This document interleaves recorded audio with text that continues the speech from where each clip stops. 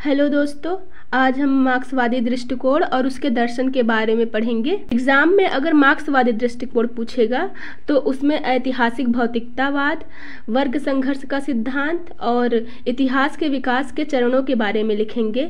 लेकिन अगर मार्क्सवादी दर्शन पूछेगा तो उसमें अतिरिक्त मूल्य के सिद्धांत को भी ऐड कर देंगे। तो चलिए शुरू करते हैं।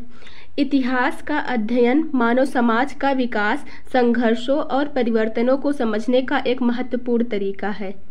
इतिहास के अध्ययन में विभिन्न दृष्टिकोण और सिद्धांत विकसित हुए, जिनमें से एक प्रमुख दृष्टिकोण मार्क्सवादी दृष्टिकोण है। इस दृष्टिकोण को कार्ल मार्क्स और फ्रेडरिक एंगेल्स द्वारा प्रस्तुत किया गया। मार्क्सवादी दृष्टिकोण का मूल आधार यह है कि समाज का विकास आर्थिक आधार पर निर्भर करता है। मार्क्स और एंगेल्स के अनुसार समाज में जो भी बदलाव होते हैं वो मुख्यतः आर्थिक संरचनाओं और उत्पादन संबंधों के कारण होते हैं। वे मानते हैं कि प्रत्येक समाज के विकास के लिए उत्पादन के साधनों और इनसे जुड़ी वर्ग संरचनाओं के बीच के संघर्षों का मुख्य योगदान होता है। मार्क्स की अनेक कृतियों में जैसे कम्युनिस्ट मैनिफेस्टो, दास कैपिटल तथा द पॉवर्टी ऑफ फिलॉसफी आदि में इस सिद्धांत का प्रणयन हुआ है। कार्ल मार्क्स औद्योगिक क्रांति से उपजी संरचना पर आर्थिक चिंतन को आधार बनाया। मार्क्स के अनुसार औद्योगिक प्रणाली सामाजिक संरचना में बदलाव लाता है। मार्क्सवादी सिद्धांत में यह कहा गया है कि हर समाज के विकास में दो प्रमुख वर्ग होते हैं, एक शोषक वर्ग तथा दूसरा शोषित वर्ग। अतिरिक्त मूल्य की वजह शोषण है। इस कारण को ढूंढने के लिए ऐतिहासिक भौतिकतावाद का सिद्धांत दिया गया।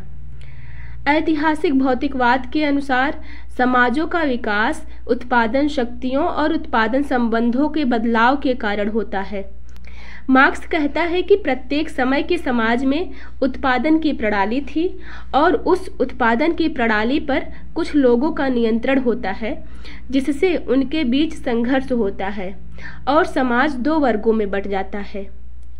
दास प्रथा में स्वामी और दास, सामंतीवादी प्रथा में सामंत और मध्यम वर्ग, पूंजीवादी में पूंजीपति और श्रमिक वर्ग आदि।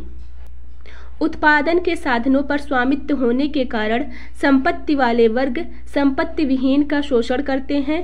यही वर्ग संघर्ष का प्रमुख स्रोत और कारण है। वर्ग संघर्ष ही क्रांति के सामाजिक परिवर्तन की आवश्यक दायी होती है। सामंती क्रांति ने दास प्रथा को खत्म कर दिया, मध्यम वर्गीय क्रांति ने सामंतवाद को खत्म कर दिया और सर्वहारा क्रांति पूंजीवाद का अंत करेगी। सर्वहारा क्रांति सर्वहारा के अधिनायकत्व की स्थापना करेगी। मार्क्स की दृष्टि में इतिहास के विकास 5 चरणों में हुआ।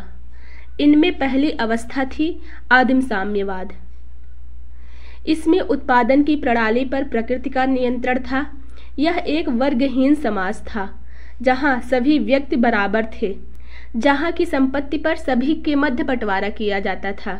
आदिम साम्यवाद का अंत सामाजिक संरचना पर अपना अधिकार करने से या सामाजिक संरचना के विकास से होता है। निजी संपत्ति की अवधारणा से दासता का युग प्रारंभ होता है, जहां समाज दो वर्गों में बंट गया, प्रथम स्वामी और द्वितीय दास। इस युग में वर्ग का विचार तथा राज्य की अवधारणा का विकास हुआ। इस युग में स्वामी कुछ विशेषाधिकार के बदले कर लेता था, नहीं तो दंड देता था, जिस कारण वर्ग संघर्ष बढ़ा, परंतु वर्ग चेतना विकसित नहीं हुई। तीसरी अवस्था सामंतवादी युग की है, जिसमें एक अभिजात वर्ग ने धर्मतंत्र के साथ मिलकर निम्न वर्ग का दोहन किया। इस युग में समाज सामंत और कृषक वर्गों में बंट गया और इसी काल में राष्ट्रीय राज्यों का उदय हुआ। पूंजीवादी युग की शुरुआत सामंतवादी युग की संरचना में परिवर्तन के फलस्वरूप हुई। यह युग पूंजीपति और श्रमिक का है। मार्क्स पूंजीवाद की शोषणकारी प्रकृति को कम करने के लिए न्यूनतम मजदूरी कानून या बेरोजगारी लाभों जैसी व्यवस्थाएं पर्याप्त नहीं मानता। मार्क्स आने वाले समय में 5वीं अवस्था के बारे में भविष्यवाणी करता है कि इसमें सर्वहारा वर्ग द्वारा क्रांति का सूत्रपात होगा, जिसका परिणाम समाजवाद की प्राप्ति और अंततः साम्यवाद की स्थापना होगा। इस अवस्था में किसी भी प्रकार की संपत्ति का किसी एक पर नहीं अपितु समुदाय का स्वामित्व होगा। मार्क्स कहता है कि साम्यवाद इतिहास की चरम परिणति है, जहां सब समान होंगे। अतिरिक्त मूल्य का सिद्धांत कार्ल मार्क्स के आर्थिक विचारों का एक प्रमुख घटक है, जिसे उन्होंने अपनी पुस्तक दास कैपिटल में विस्तार से समझाया है। यह सिद्धांत पूंजीवादी शोषण की व्याख्या करता है और यह दर्शाता है कि पूंजीपति किस प्रकार श्रमिकों के श्रम से मूल्य अर्जित करता है। मार्क्स के अनुसार अतिरिक्त मूल्य वह मूल्य है जो श्रमिक अपने श्रम द्वारा उत्पन्न करता है, लेकिन उसे पूंजीपति बिना उचित भुगतान किए अपने लाभ के रूप में हड़प लेता है। कार्ल मार्क्स कहते हैं कि अतिरिक्त मूल्य की उत्पत्ति आवश्यक श्रम समय और अतिरिक्त श्रम समय से होती है। यदि श्रमिक को 6 घंटे के श्रम के लिए वेतन दिया जाता है, लेकिन वह 12 घंटे कार्य करता है, तो शेष 6 घंटे श्रम अतिरिक्त मूल्य उत्पादन करता है। अतः मार्क्स का अतिरिक्त मूल्य सिद्धांत यह स्पष्ट करता है कि पूंजीवादी व्यवस्था में श्रमिकों का शोषण उनके श्रम द्वारा उत्पन्न मूल्य को पूंजीपति द्वारा अधिग्रहित करने से होता है। यह सिद्धांत पूंजीवाद की मूलभूत आलोचना का आधार है और श्रमिक वर्ग के क्रांतिकारी संघर्ष को तर्क प्रदान करता है। आलोचना। पश्चिमी देशों में मार्क्सवाद की विस्तृत आलोचना की जाती है। इस आलोचना का विषय चिरसम्मत मार्क्सवाद है। मार्क्सवाद की आलोचना इस आधार पर भी की जाती है कि वह क्रांति का संदेश देकर हिंसा को बढ़ावा देता है।